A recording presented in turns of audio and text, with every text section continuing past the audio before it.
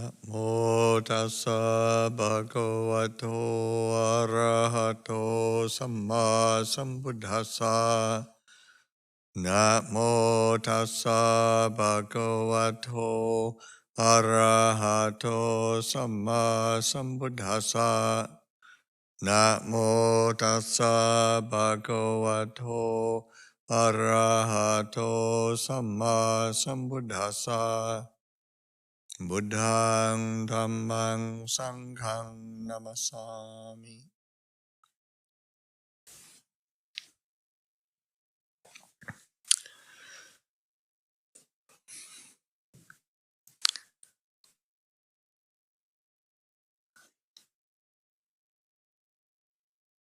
Okay, so it's full moon of September. I just stepped out to go back to my kuti for a little bit, and it looks like there's a partial eclipse happening. That's supposed to be full. Almost, yeah. Okay, yeah, well, it was.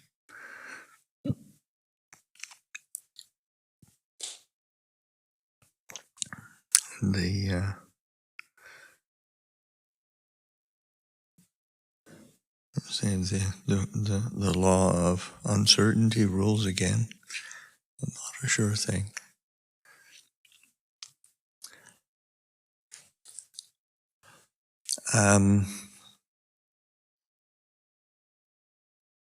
This evening I thought a good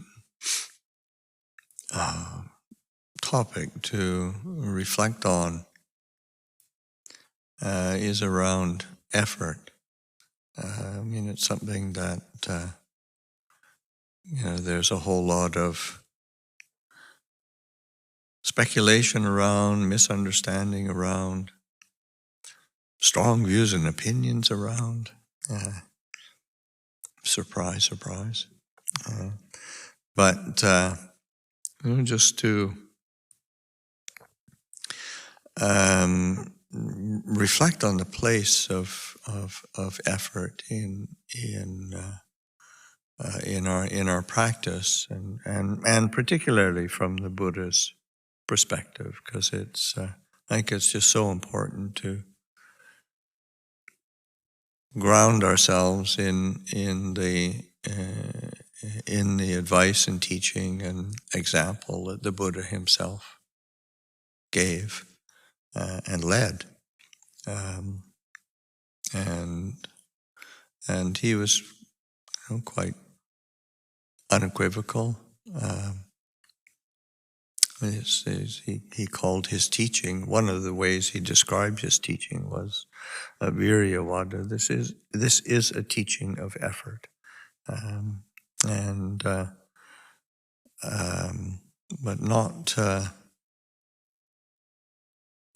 But of course, it's right effort, and there's many ways of what is right effort. But certainly the aspect of, and there's many different, of course there's actually many different words for effort in the teachings. Virya is certainly one, the virya as a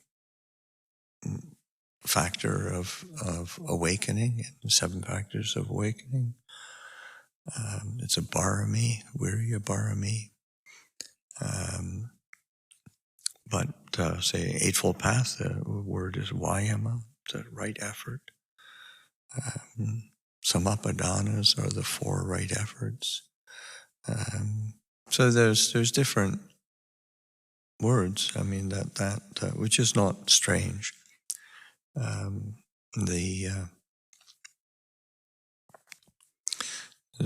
There's many different translations of the word.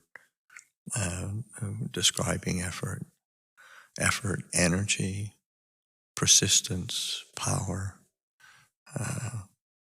There's even an archaic translation of it into courage, which is, it's kind of interesting. I don't think it's describes it so well. But it is interesting in the sense of when you think of say the root of the Latin root of the word courage is the cura, the heart, meaning heart, and you got to put your heart into this practice. Can't do it half-heartedly and expect results. Or you can do it half-heartedly and expect results, but it's good luck. It's not gonna happen. So and certainly say, like with sloth and torpor, is when the heart sort of shrinks back from doing something, kind of doesn't engage, and the heart doesn't engage in what it's doing, and the mind goes dull. So there's this the importance of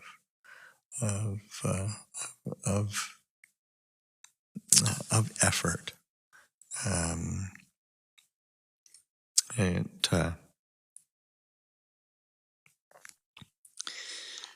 As we reflect and recollect,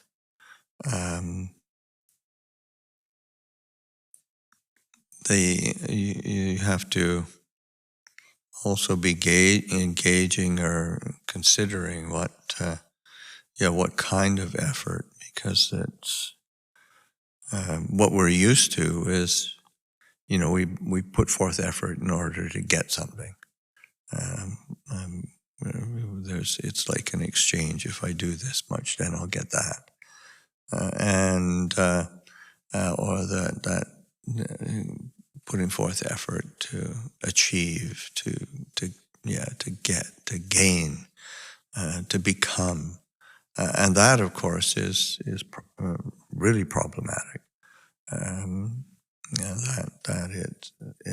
That's not a good basis for effort. It's more, how do we attend to kind of effort that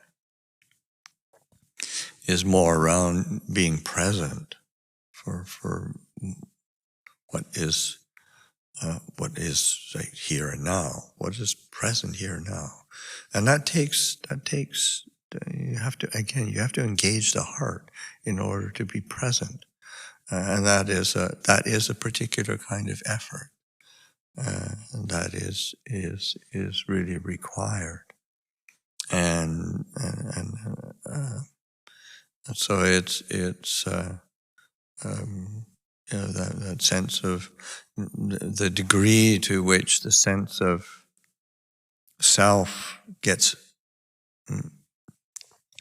entangled and is me trying to be something, me trying to get something, me trying to become something, some ideal that we set up for whatever the goal that we've conceived of, that won't bear much fruit, or not useful results. But the effort to release and just to be present, to be alert, to be attentive, to not get lost, to recognize the incredible good fortune we have to be born with the gift of being aware, being conscious, and to not complicate it and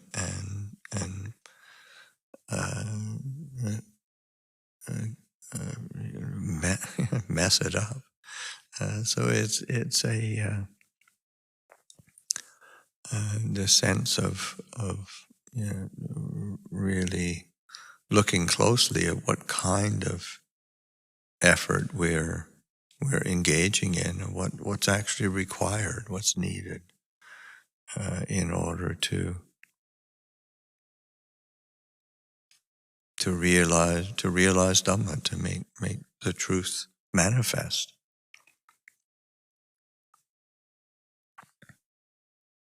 Of course,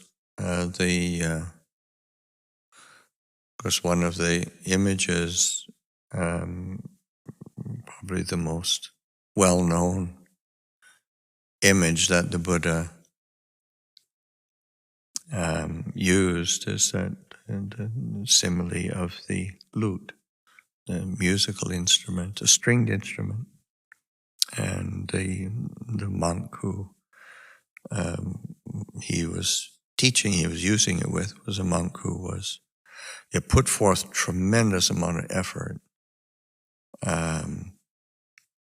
and wasn't getting results, and was ready to disrobe, ready to pack it in and give up on the practice, on the training.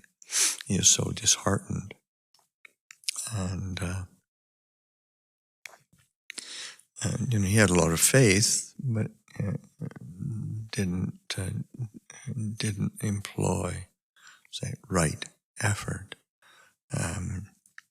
And then because this monk's background, he came from a very wealthy family, and of course he received a classical education of the time, which part of that is music and being a musician, and that's the image that the Buddha used, was are you familiar with the lute, and can you play? And of course yes, of course. And then the Buddha asking, when you have tune your strings too tight, does it make a pleasant sound? He said, no, it doesn't. If they're too loose, does the sound beautiful? And does it come across right? He said, no. And then the Buddha said, in the same way, if our effort is too tight, too tense, too forceful, you don't get good results. But if it's too loose, too sloppy, too erratic, it's not going to give results either. So that it's just that the just right quality. And of course, it's one of the qualities that Ajahn Chah used to use to describe the Dhamma, describe right practice. And he said, Dhamma ku kompodi. He says, Dhamma is that which is just right.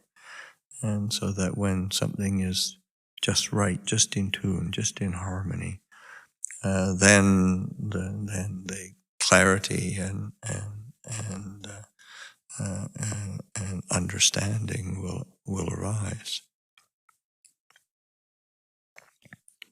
But it's also something that it's like there's ongoing. It requires ongoing attention. It's not a static thing. It's not a one-shot deal. Anybody who's a musician, and I'm not, but anybody who's a musician knows that you've got to continually be tuning your instrument, because it's constantly going out of tune. So you've got to be alert to when it is going out of tune, when it's not right, not quite right. And so there's this need for constant modulation and attention. And so it's similar to, say, like the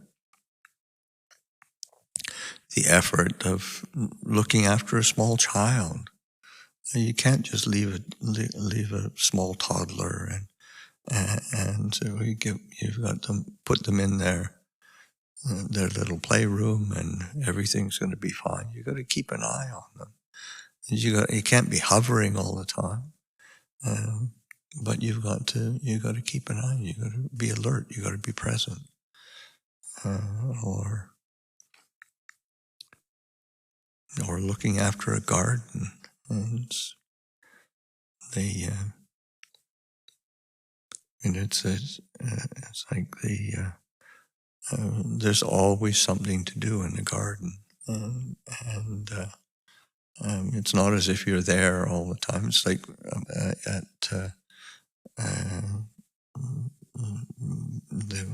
the kuti that I live in here, and it's in the monks area. It's nice, very beautiful little garden area, and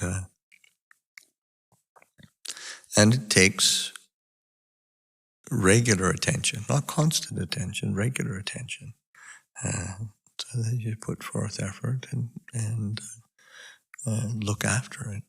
So in the same way, our practice needs to be looked after. There's this requirement of modulation and attention, and that's the attention of right effort.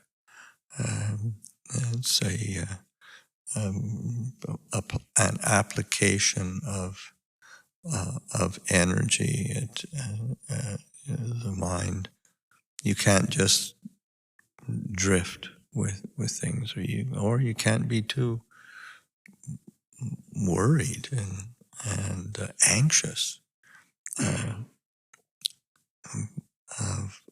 am I going to get it right? Am I going to make a mistake? Am I going to make a mistake in my practice? Of course, you're going to make mistakes. That's how you learn, and you adjust and you learn. What is it that what kind of effort, what kind of attention is needed to not? Basically, what is it to not suffer, not create a problem? How to let go? This is right. Right effort.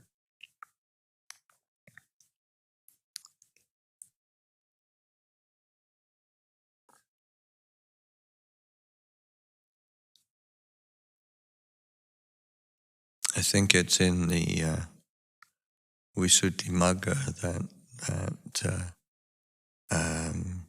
Acharya Buddhaghosa says that the proximate cause for virya, for effort, is samveka, and samveka is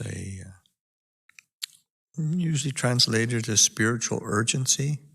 That's a good translation, I think. It's an emotion that where one is there's a sense of a sense of urgency, a sense it's a religious emotion that is motivated to do something, and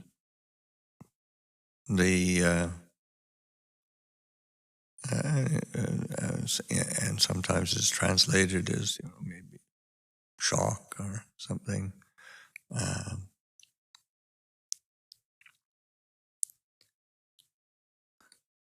But the root of the word samveka is means to shake or to be in awe of. So that just we get shaken because complacency is in the human condition is a problem, and to be shaken up is not a bad thing. It's like you have to get off your butt and do something, or get on your butt and do something.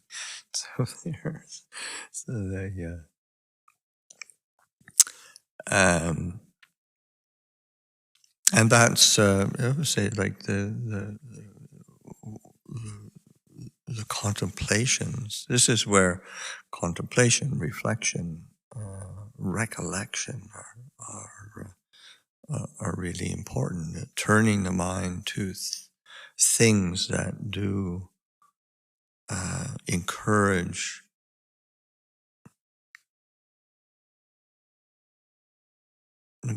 getting appropriately motivated, so that say like the 5 subjects for frequent recollection is a kind of a standard basis for samvega, or the sense of spiritual urgency. I am of the nature to age. I have not gone beyond aging. I am of the nature to sicken. I have not gone beyond sickness. I am of the nature to die. I have not gone beyond dying. All that is mine, beloved and pleasing, will become otherwise, will become separated from me. I am the owner of my kamma, heir to my kamma, born of my kamma, related to my kamma, abide supported by my kamma. Whatever kamma I shall do, for good or for ill, of that I will be the heir. So these are, we do these reflections very frequently, and these are what the Buddha that binha pachawekana, to be frequently recollected. But it's also because we do it frequently. Sometimes it's just another chant you do, and it's easy to, or on a rational basis. I mean, we all know that we're going to get old, or aging is a part of the package of being alive. But it's that aging, sickness, death. Those are really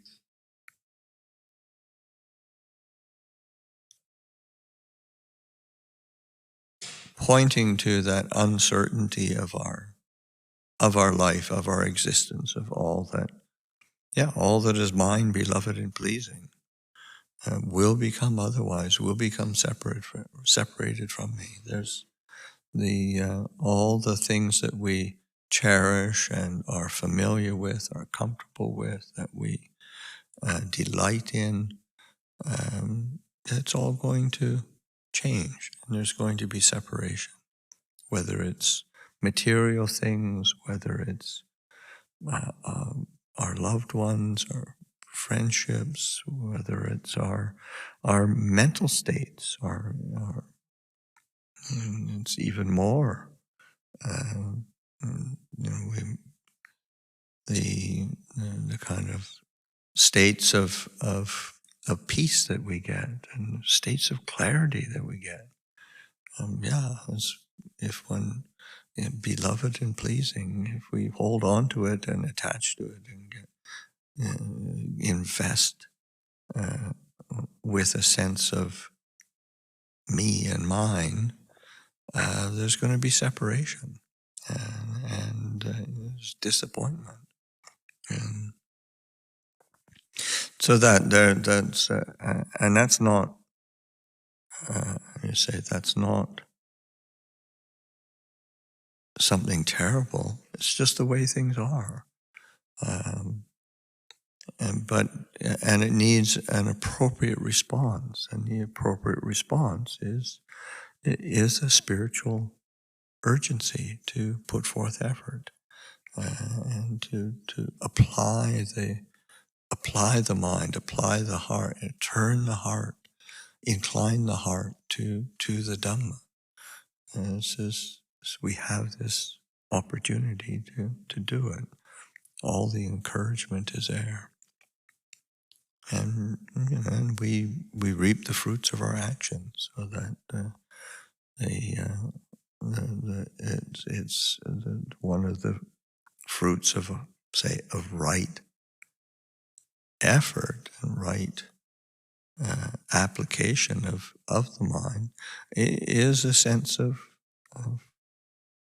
of faith, of confidence, of stability, of clarity.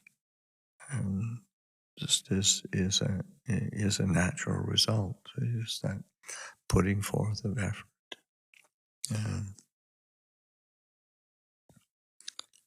I mean, it is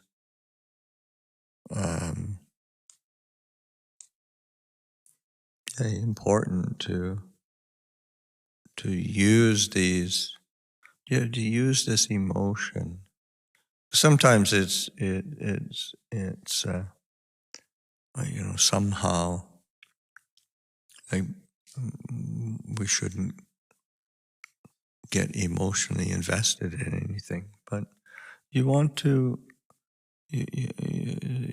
We are emotional beings, and of course, unskillful emotions lead to complication and dukkha.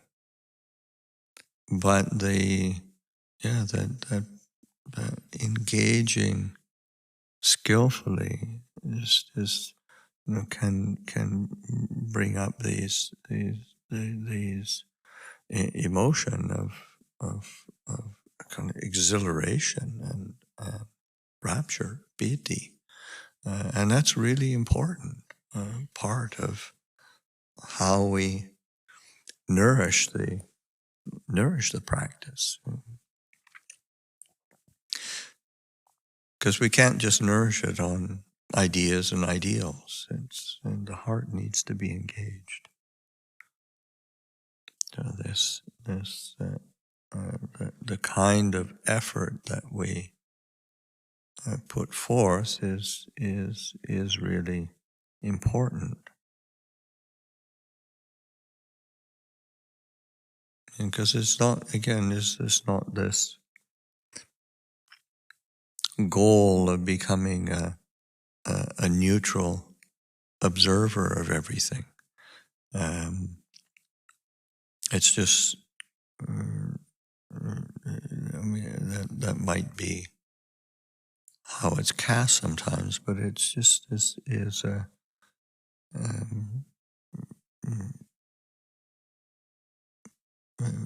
it's like it's not really a useful model to try to emulate. It requires an engagement. So let's say like the four factors of right effort. It is not just being neutral and watching everything arise and cease. It is, how do I refrain from the unwholesome and paying attention. Oh, this is unwholesome. This is unskillful. How do I refrain? How do I restrain the arising of unwholesome qualities that have, say that have arisen,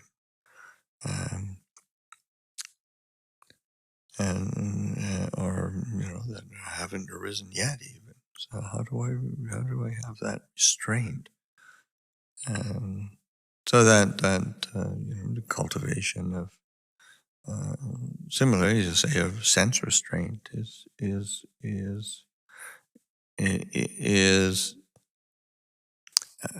you were pointing to a quality of balance. Yes, you say, not getting tangled up in the aversion and dislike and fear of things, and not getting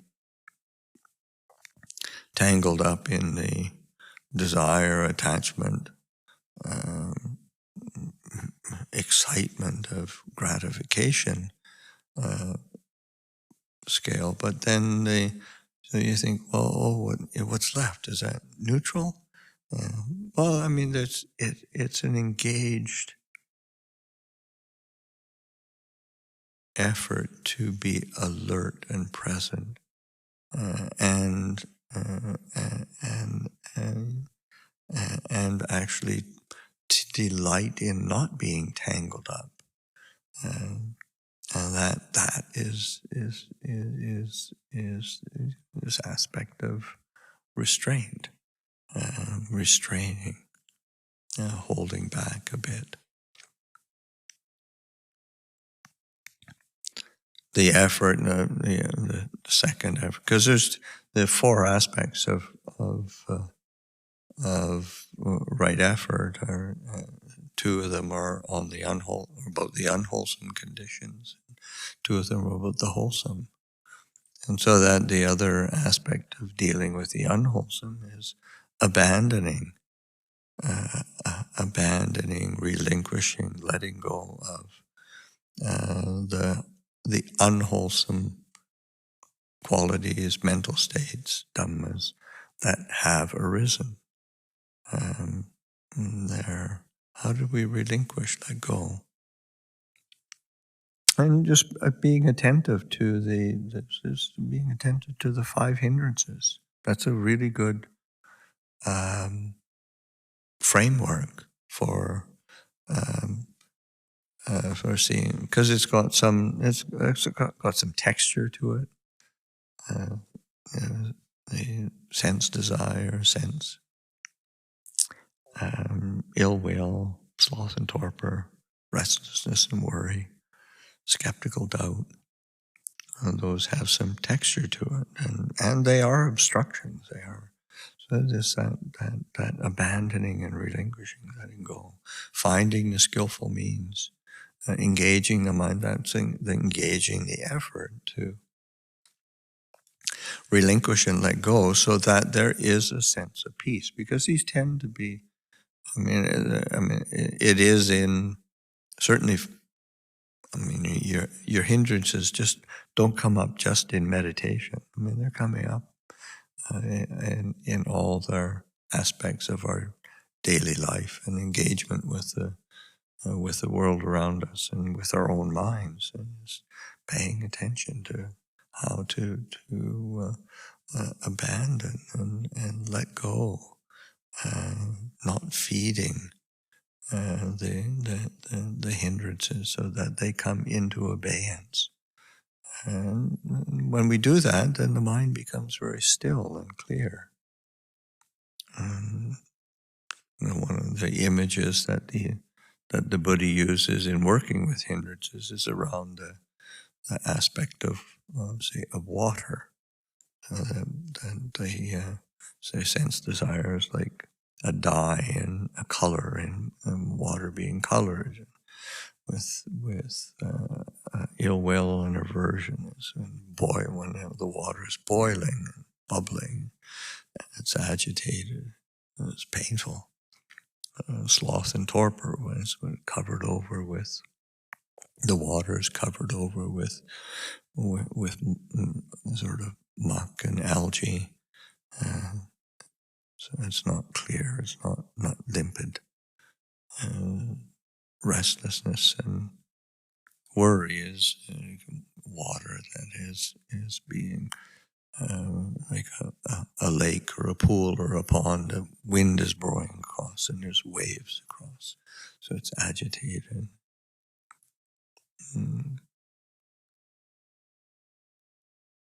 Skeptical doubt is when the image is with, it's muddy and not only just muddy, but it's sort of muddy. It's a muddy sort of bowl of water that's in a closed cupboard. So it really is. It is murky and dark. But then the corollary of that, or the opposite, is that when those qualities, those hindrances, those kind of disturbing aspects of the water are not there, when one has abandoned them, let them go, then the water is clear and still and limpid, and one can see everything that's in there, in that water. So in the same, it's applying that to the mind. So paying attention to abandoning.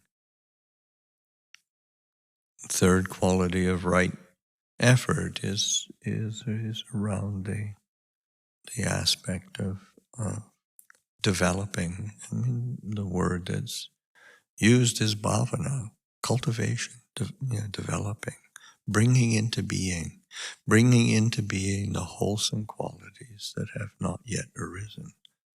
And so that and the classic structure for that is really useful is the 7 factors of awakening. These are really wholesome qualities. Mindfulness, Dhamma vicaya, investigation of Dhammas, investigation of state, paying attention to reflection and recollection, and turning the mind to contemplation. Virya is the third effort, energy, and that is the third factor of awakening in the Bojjhanga, the 7 factors of awakening. Piti, joy, rapture, exhilaration, and turning it to how do I cultivate? How do I develop? How do I cultivate? How do I bring into being qualities of joy? Nobody's ever penetrated the Dhamma by just being miserable and depressed. I mean, it just doesn't work. How do you put forth the effort and energy to brighten the mind, brighten the heart? Tranquility is kind of a relaxation. There's a tranquil quality. It's not just peaceful, but it's relaxed. It's of the body. The body's relaxed, body's light, and of course the heart feels that as well. But it's pervading the whole sort of body-mind complex. Samadhi is the composure of the mind, a settling of the mind, the calming and stilling of the mind. And upekkha, equanimity, equipoise, balance. These are all brightening qualities of the mind, consciously bringing them into being, as is an aspect of right effort. And the last quality or last factor of right effort is maintaining. Maintaining in the wholesome qualities that have arisen. You have to look after them. They are impermanent. They will change. Need to be looked after. You can't be fearful. You can't be overly obsessive. You can't be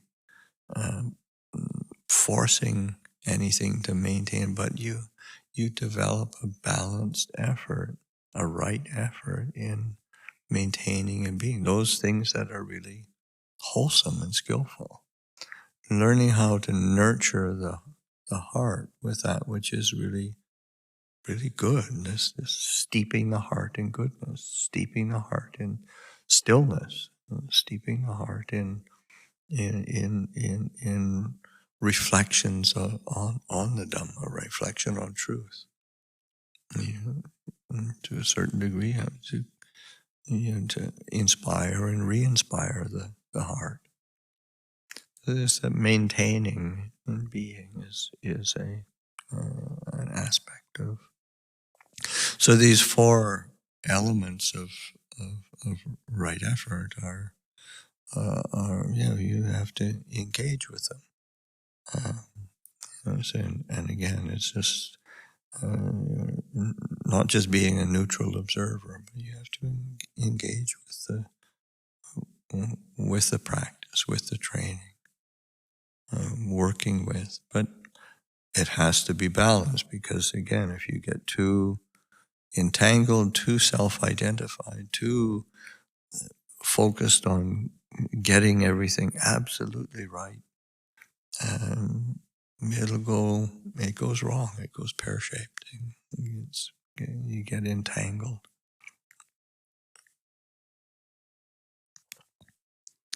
There's like a need for all these different elements of how to engage. It's like the image that the Buddha gives of the Dhamma being a raft for crossing over the flood. You build a raft, you make a raft to get across this body of water, and you've got to get on the raft and the raft's supposed to not sink on you, and so that it actually does float, and you put forth some effort, sort of kicking, but there's going to be times when, depending on the flood that one is crossing, you can't just sort of get on and drift, hoping that it's going to take you there. Drifting aimlessly is not the purpose of a raft. The purpose of the raft is to get across. So this Dhamma practice is learning how to steer the practice in the right direction, learning how to shepherd it and look after it, care for it skillfully. And it's just this is a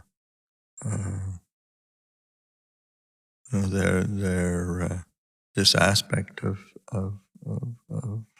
right effort is just such a worthy,